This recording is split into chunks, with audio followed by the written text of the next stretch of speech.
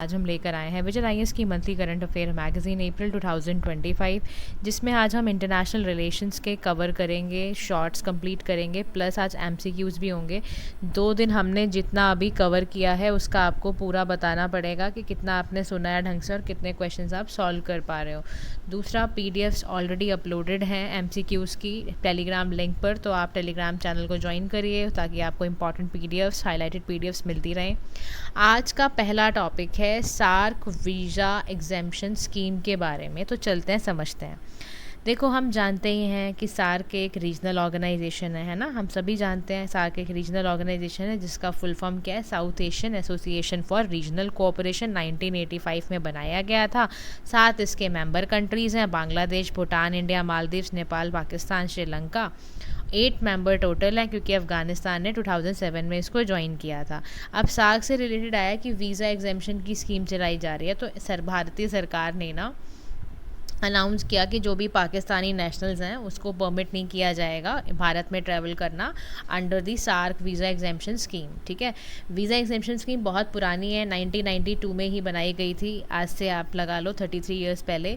और following a decision उसको 1988 में जो डिसीजन लिया था उसको बेसिकली इसीलिए लॉन्च किया गया था।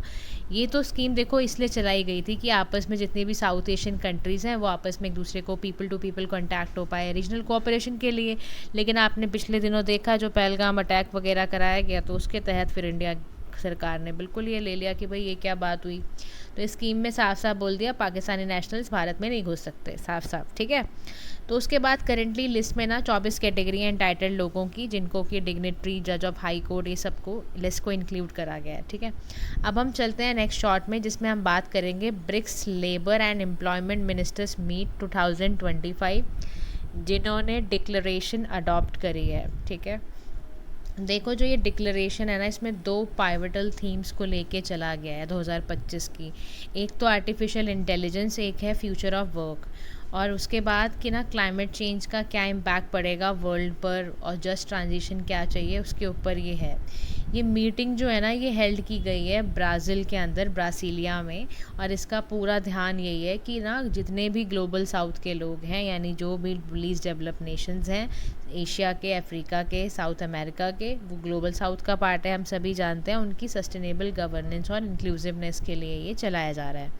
अच्छा, BRICS labour and employment ministers का जो मीट है ना, इसको आईएलओ द्वारा यानी इंटरनेशनल लेबर ऑर्गेनाइजेशन द्वारा भी इसको सपोर्ट किया जा रहा है। ठीक है, तो इसमें देखो 3 तरह के डिक्लेरेशंस निकल कर आए। एक तो था कि भाई प्रमोट करना है इंक्लूसिव एआई पॉलिसीज़ को ताकि इनोवेशन वर्कर का प्रोटेक्शन हो पाए, और सोशल डायलॉग को एडवांस करने के लिए, फिर साउथ साउथ कोऑपरेशन को स्ट्रेंथन करने के लिए भी ग्रीन जॉब क्रिएट करनी है, तो उसके लिए क्या करना है, इसके लिए यहाँ पर बात चली।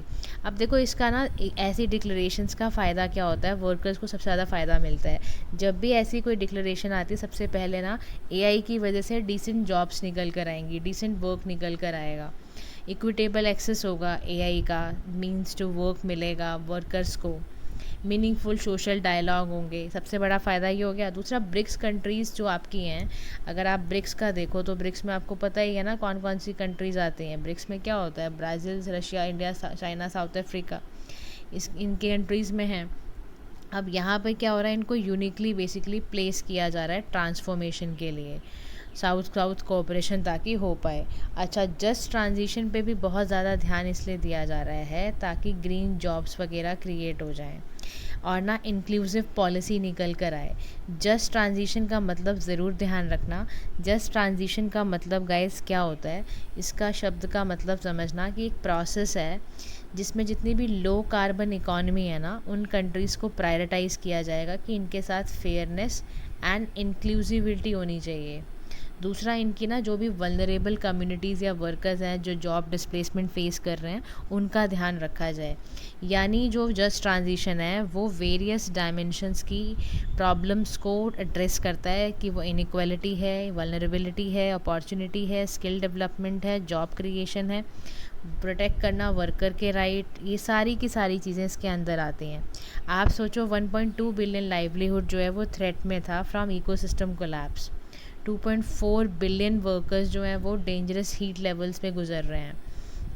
उसके बाद है यूनिवर्सल सोशल प्रोटेक्शन की बात भी, कि प्रोटेक्शन गैप जो है वो बहुत ज़्यादा वाइडन होता जा रहा है। तो प्लेटफॉर्म वर्कर्स हैं, कोई सेफ्टी नेट नहीं है, या 83% जो लोग हैं उनको बेसिक कवरेज नहीं मिल पा रहा है। फिर सोशल जस्टिस की प्रॉब्लम है, यानी जो इंटरनेशनल लेबर ऑर्गेनाइजेशन है वो सपोर्ट कर रहे हैं ब्रिक्स को through global कोalition for social justice, ठीक है ना। रिसर्च एंड टेक्निकल कोऑपरेशन में ज़्यादा उनका ध्यान दे रहे हैं। तो ये एक तरह का ऐसा ये कुछ निकल कर आया। तीसरा यहाँ ना आज जो शॉर्ट है वो है आसियान का इंडिया के साथ ट्रेड इन गुड्स अग्रीमेंट के बारे में, जिसको एतिगा बोल रहे हैं। 8th इसकी समिट हुई अभी, ठीक है। तो association of south east Asian हम जानते ही हैं, बहुत पुरानी 1967 में बैंकॉक डिक्लेरेशन के टाइम पे, कोल्ड वॉर के टाइम पे इस्टेब्लिश की गई थी, ताकि ईस्ट एशियन नेशंस को रीजनल कोऑपरेशन और आपस में इनका एक काफ़ी कोऑर्डिनेशन बैठ पाए। तो एतिका को 2009 में ना साइन किया गया था, और ये फोर्स में आई थी 2010 में। हर पार्टी से यही है कि नेशनल ट्रीटमेंट हो गुड्स का to other parties in line with जो भी गार्ड के 1994 के रूल्स थे, उस हिसाब से चलाई जाए। अच्छा, इसमें ना ध्यान ये भी रखा जा रहा है कि इसकी वजह से बायलेटरल जो ट्रेड है ना बिटवीन इंडिया एंड आसियान, वो $1 1 बिलियन तक पहुंचा। तो आसियान आप समझो बहुत ज़रूरी है हमारे लिए, 11% हमारा ग्लोबल ट्रेड वहीं से आता है। तो आप सोच सकते हो आसियान हमारे लिए कितना इंपॉर्टेंट है। कहीं ना देखो ऐसी चीज़ें ना मेंशन करनी होती हैं आपको अपने आंसर्स में, कभी प्रीलिम्स के पेपर में डायरेक्टली उठा के कर दिया जाता है कि कितना परसेंट, 11% या कितना, तो वो ध्यान रखना है आपने। नेक्स्ट हम चलते हैं एक्सट्रेडिशन पे, कि एक्सट्रेडिशन क्या होता है, कैसे ये न्यूज़ में आया, शॉर्ट का पार्ट क्यों बना इंटरनेशनल रिलेशंस में, समझते हैं। देखो 26/11 का मुंबई टेरर अटैक याद है आपको, 2008 में हुआ था। एक्यूज़ किया गया था एक्सट्रेडिटेड टू इंडिया फ्रॉम यूएस, है ना। और बहुत ज़्यादा इसमें गालियाँ भी पड़ी थी कि भाई ऐसे क्यों किया जा रहा है। और एक्सट्रेडिशन क्या होता है इसमें समझते हैं। देखो according to UN office on drugs and crime, extradition का सीधा सा मतलब है कि ना एक बंदे का सरेंडर करना। स्टेट उसको रिक्वेस्ट करता है कि जो भी कोई क्रिमिनल प्रोसिक्यूशन हुआ है तो ऐसे में ना एक्सट्रेडिशन लगा दिया जाता है, कि उसको कहा जाता है जी अब ऐसे में आप आ जाओ।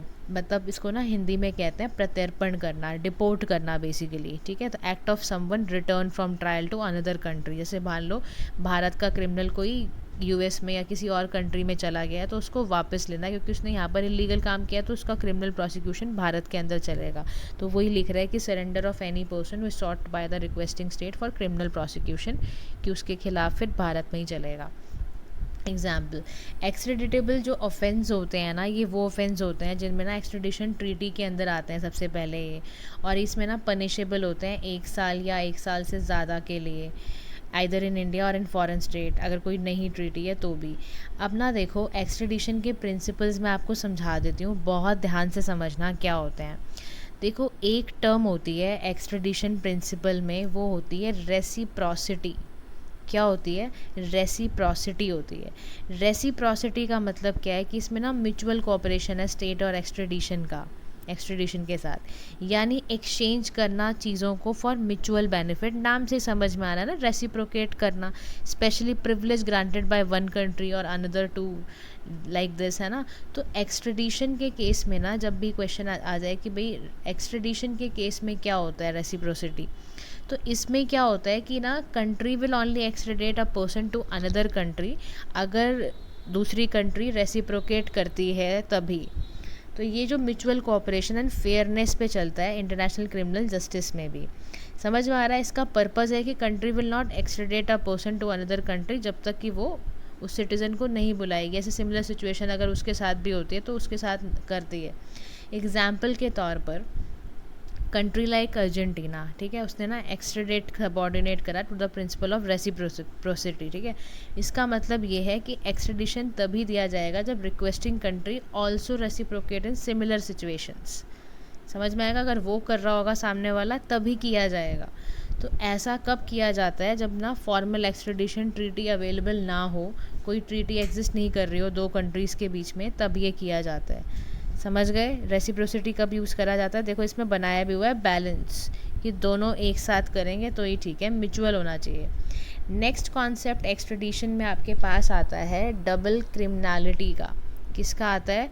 डबल क्रिमिनलिटी का आता है, इसको भी हम समझते हैं कि ये क्या होता है। डबल क्रिमिनलिटी एक्स्ट्रेडिशन के केस में कैसे यूज़ होता है। सबसे पहले देखना, डबल क्रिमिनलिटी ना एक ऐसा प्रिंसिपल है इंटरनेशनल लॉ में जो ना एक्स्ट्रेडिशन में यूज़ होता है, जिसमें ऑफेंस फॉर विच एक्स्ट्रेडिशन जहाँ पे किया गया है किसी क्राइम के अंडर, उसमें रिक्वेस्ट कर रहा है स्टेट, ठीक है। यानी इसमें requires the act to be crime in both jurisdiction में वो क्राइम माना जाना चाहिए। यानी जिस कंट्री में वो रह रहा है वहाँ पर भी वो क्राइम माना चाहिए, और जैसे मान लो इंडिया का कोई क्रिमिनल बाहर चला गया, जिस भी कंट्री में गया वो वहाँ भी क्राइम होना चाहिए और भारत में भी क्राइम होना चाहिए। अगर तो डुअल क्रिमिनलिटी है तभी वो एक्स्ट्रेडिशन में आएगा। यानी एक्स्ट्रेडिशन में डबल क्रिमिनलिटी के अंदर क्या चाहिए होता है, सबसे की रिक्वायरमेंट होती है कि person can only be extradited to face trial for an offence, जहाँ पर दोनों कंट्रीज़ में वो रिक्वेस्ट भी किया जाएगा और क्रिमिनल भी कैटेगराइज किया जाएगा। एग्जाम्पल के तौर पर अगर एक सस्पेक्ट है, कंट्री ए में रह रहा है, इज़ वांटेड फॉर थेफ्ट, ठीक है ना, उसको चोरी पे रखा गया था, चोरी पे सस्पेक्ट किया गया था। Extradition to country B would only be possible if theft is also considered crime in country B. अगर कंट्री बी में भी थेफ्ट क्राइम की तरह देखा जाएगा तभी प्रिंसिपल ऑफ डबल क्रिमिनलिटी के तहत एक्स्ट्रेडिशन होगा। समझ में आ रहा है। नेक्स्ट आता है कॉन्सेप्ट डबल जियोपार्डी का। तो डबल जियोपार्डी का कॉन्सेप्ट समझते हैं कि क्या होता है। देखो, डबल जियोपार्डी जो है ना, ये थ्रिलर क्रिमिनल मूवी की बात नहीं हो रही है, ये भी ध्यान रखना, एक मूवी भी है, तो कई बार बच्चे ना उससे थोड़ा सा वो हो जाते हैं। डबल जियोपार्डी एक लीगल प्रिंसिपल है जिसमें ना आप रिपीटेड प्रोसिक्यूशन को सेम ऑफेंस से प्रिवेंट करते हो। यानी कोई बंदा अगर एक्स्ट्रेडिटेड है तो रिक्वेस्टिंग कंट्री मान लो उसको प्रोसिक्यूट करना चाहती है फॉर अ क्राइम जिसमें कि वो ऑलरेडी कन्विक्टेड वगैरह ये सब कुछ कर चुका है। ऐसे केसेस में डबल जियोपार्डी अप्लाई हो जाता है, पोटेंशियली ब्लॉक करना एक्स्ट्रेडिशन को और फर्दर प्रोसिक्यूशन से रिक्वेस्टिंग कंट्री को बचाने के लिए करा जाता है। इन सम केसेस डबल जियोपार्डी तब रेस की जाती है जब कोई लीगल आर्ग्यूमेंट चल रहा हो, कोई एक्स्ट्रेडिशन को प्रिवेंट करना हो, कोई चैलेंज को प्रिवेंट करना हो। एग्जाम्पल, एक बंदा एक्यूटेड था for a crime in one country, तो अदर कंट्री में not be able to extradite them to be tried for the same crime, क्योंकि वो ऑलरेडी उसके लिए हो चुका है, एक जगह पर वो अपनी सज़ा भुगत चुका है। This is called double jeopardy. समझ में आ रहा है। फिर एक होता है स्पेशलिटी के बेसिस पर आप जा रहे हो। अब ये स्पेशलिटी का बेसिस क्या होता है, तो स्पेशलिटी का मतलब होता है एक्स्ट्रेडिशन के अंदर कि आप उसका प्रोसिक्यूशन जो है ना वो कम करोगे। क्या करोगे आप बेसिकली प्रिंसिपल ऑफ स्पेशलिटी का मतलब है कि person extradited from one country to another can only be tried और punish for the specific offences जहाँ पर एक्स्ट्रेडिट करा गया है। तो यहाँ पर ना उसको एब्यूज़ को बचाने के लिए ये किया जाता है बेसिकली कि ऐसा ऐसा बार बार ना हो। तो याद रखना कि ये स्पेसिफिक ऑफेंसेस के लिए ही लिमिट करने के लिए प्रोसिक्यूशन को, ताकि ये सेफगार्ड कर पाए, प्रिवेंट कर पाए एब्यूज़ ऑफ एक्स्ट्रेडिशन प्रोसेसेस और इंडिविजुअल के राइट्स को बचा पाए। तो अगर पर्सन एक्स्ट्रेडिटेड है वन कंट्री में to another can only be tried punish तभी किया जाएगा जब कोई स्पेसिफिक ऑफेंस हो।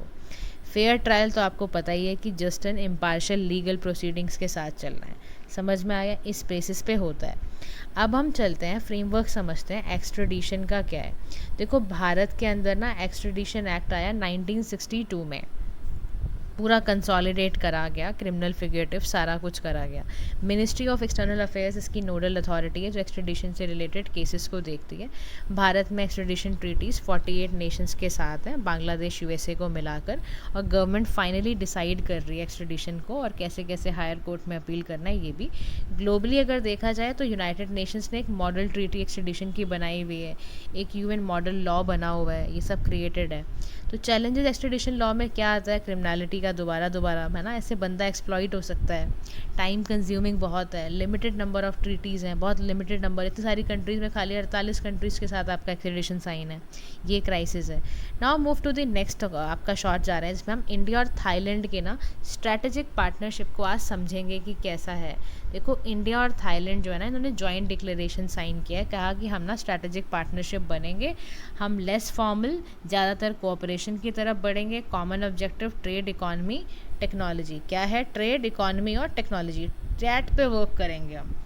तो देखो, हमारा बहुत पुराना रिश्ता है, 1947 से ही हम आपस में जुड़े हुए हैं। मैत्री, इंडो थाई, कॉर्पोरेट, ये सब हम करते हैं, इनसे डिफेंस एक्सरसाइजेज भी। बायलैटरल रिलेशंस ट्रेड में हमारा 15 बिलियन तक गया हुआ है। तो इन दोनों को आपस में क्यों ज़रूरत है, like why India Thailand relations are so strategic in nature and why they are benefiting each other. देखो एक तो म्यूचुअली बेनिफिट कर रहे हैं क्योंकि फ्री हैं, ओपन है, transparent, rule based, Indo specific पे काम कर रहे हैं, आसियान का पार्ट है।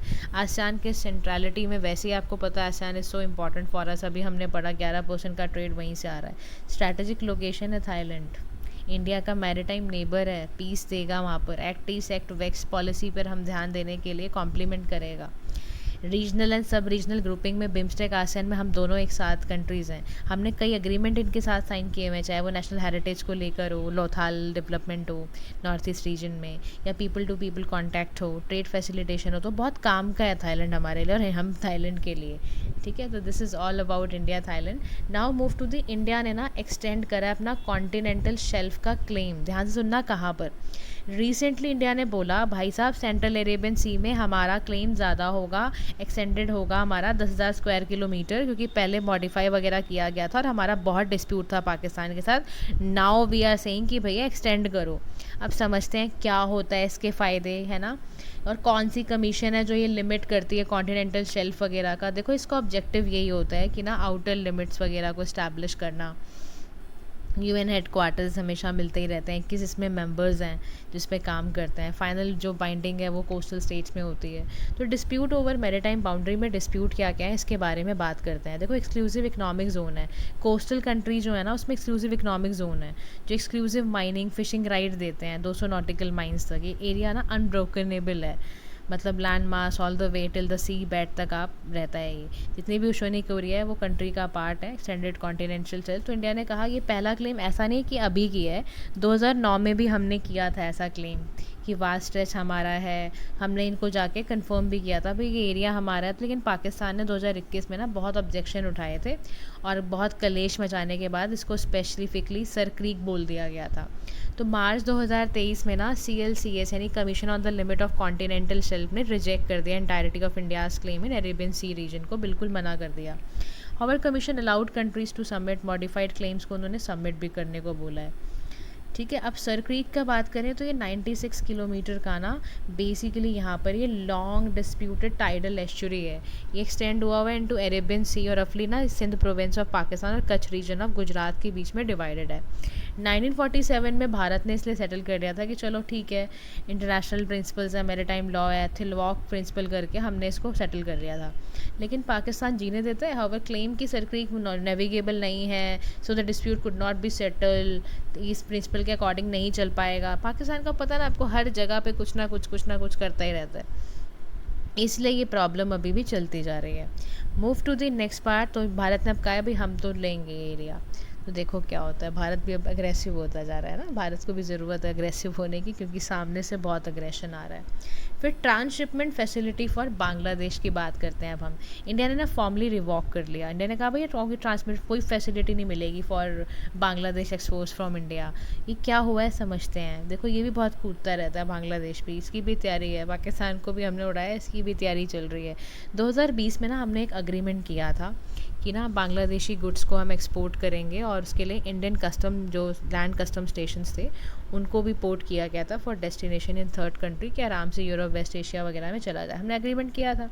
इंडिया ने कहा था ठीक है कोई भी अगर लॉजिस्टिकल चैलेंजेस हैं और congestion Indian ports and airports में है अगर हो रहा है तो इसमें हम इस तरह से कर सकते हैं। But primary reason for revoke is hindering India's own export processes, क्योंकि हमारा अपना बहुत ख़राब हो रहा था, इसलिए हमने इनको बोला भाई हम नहीं कर पाएंगे, पहले हम अपना भी तो देखेंगे। अब इससे हमारे बायलैटरल रिलेशन से ख़राब हो गए। तो भाई रिसेंट रिमार्क आ गया चीफ एडवाइज़र का बांग्लादेश गवर्नमेंट का कि Bangladesh is only guardian for all Indian ocean region, वो हमें ऐसे कैसे कर सकते हैं, कहीं समझ रहे हो ना, चिढ़ गए हमसे। अब इंडिया का चैलेंज क्या है, इंडिया की पोजीशन पर इंडियन ओशन रीजन। देखो चाइना बहुत अपना ना स्ट्रिंग ऑफ पर्ल्स की स्ट्रैटेजी खेल रहा है, बहुत चाइना एक्सपेंड कर रहा है। फिर रीजनल इंस्टेबिलिटी का प्रॉब्लम है। उसके बाद ना नॉन ट्रेडिशनल थ्रेट बहुत है, ड्रग की स्मगलिंग जोन बने हुए हैं, गोल्डन क्रेशन, गोल्डन ट्रायंगल। गोल्डन क्रेशन क्या है, गोल्डन ट्रायंगल में कौन कौन सी कंट्रीज़ आती हैं कमेंट सेक्शन में प्लीज़ बताओ, मैं तो हज़ारों बार बता बता के थक चुकी हूँ। अब इंडिया का role and as a net security provider क्या है वो देखते हैं। देखो इंडिया की सेंट्रल पोजीशन है इंडियन ओशन रीजन में, आप सभी जानते हो 7500 किलोमीटर का हमारा कोस्ट लाइन ही है, चाहे वो चौक पॉइंट हो, स्ट्रेट ऑफ मलक्का हो, बलबंद वो, ये सब हमारा है। और हम ना इस वक्त इंडिया का महासागर प्लान पे बहुत कर रहे हैं। आपको पता है 2025 का हमारा पूरा प्लान है, क्योंकि हमने सागर को भी ना एक्सटेंड करा है, महासागर बनाया है कि mutual and holistic advancement for security and growth across regions. फिर इंडिया ना एंटी पायरेसी, काउंटर ट्रैफिक, कई सारे ऑपरेशंस को लेके भी चलता रहता है। ह्यूमैनिटेरियन असिस्टेंस भी हम देते रहते हैं, चाहे वो श्रीलंका को इकोनॉमिक क्राइसिस में हो, मालदीव्स को वाटर क्राइसिस में हो, इंडियन ओशन सुनामी का प्रॉब्लम आया हो, हम सबसे पहले फर्स्ट रिस्पॉन्डर हैं। तो देखो हम हैं तो नेट सिक्योरिटी प्रोवाइडर, लेकिन हम इसमें अपना थोड़ा ख़राब कर लेंगे यार। तो ये बांग्लादेश को प्रॉब्लम हो रही है, तो क्या कर सकते हैं अभी, इसके लिए गवर्नमेंट अब कुछ और सोचेगी।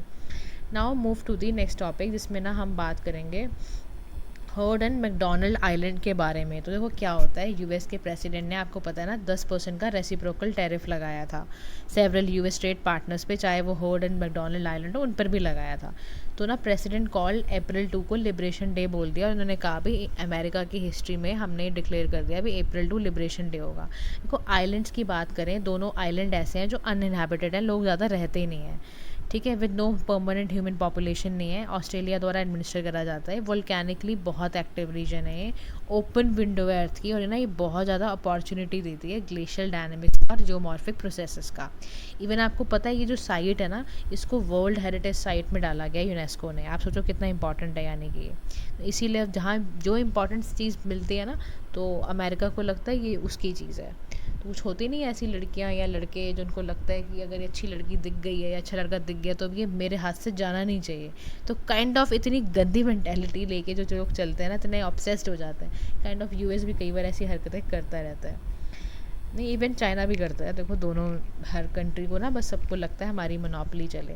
नाउ मुराग एक्सिस पे हम बात करते हैं। ये ना देखो यहाँ पर है, ये ना फॉर्मल इजरायली सेटलमेंट का एरिया है, ठीक है, मेडिटेरियन सी के पास है, गाजा पट्टी इजिप्ट के आसपास है एरिया है। इजराइल ने कहा कि ना हम ना कंप्लीट टेक ओवर करेंगे न्यू सिक्योरिटी कॉरिडोर का मुराग एक्सेस। ये एरिया जो है बेसिकली एग्रीकल्चरल लैंड है, खान यूनिस और रफ़ा के बीच का। अब भाई एग्रीकल्चरल लैंड है तो सबका इंटरेस्ट जागेगा ही ना।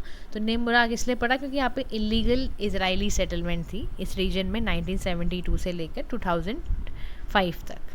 तो इस एरिया को इसलिए इम्पॉर्टेंट माना जा रहा है, ध्यान रखना ये एरिया आ सकता है, तो ये आपको बिल्कुल ज़रूर पता होना चाहिए। गाइस आज के लिए इतना ही। फटाफट से MCQs देख लो कि आपको कितने सॉल्व किए जा रहे हैं, कि आप इजीली हैंडल कर पा रहे हो MCQs को या नहीं, तो वो देख लेते हैं। वीडियो को पॉज करके देखना, इसमें आंसर मैं नहीं बताऊंगी, आंसर ऑलरेडी PDF बना के डाल दी गई है टेलीग्राम लिंक पर। अभी आप चेक करो कि आप कितने क्वेश्चन सॉल्व कर पा रहे हो। ये देखो जो हमने टॉपिक्स IR के किए हैं वो सारे वहीं से क्वेश्चन डाले गए हैं, तो आप देखो कि आप कितने सॉल्व कर पा रहे हो। तो ये देख लेना, वीडियो को पॉज करके चेक करके बताओ कि कितने क्वेश्चंस में आपके मार्क्स आ रहे हैं 10 में से। तो गाइस आज के लिए इतना ही। Thank you so much for listening. Do like share and subscribe to PM Pathshala. Have a nice day to all.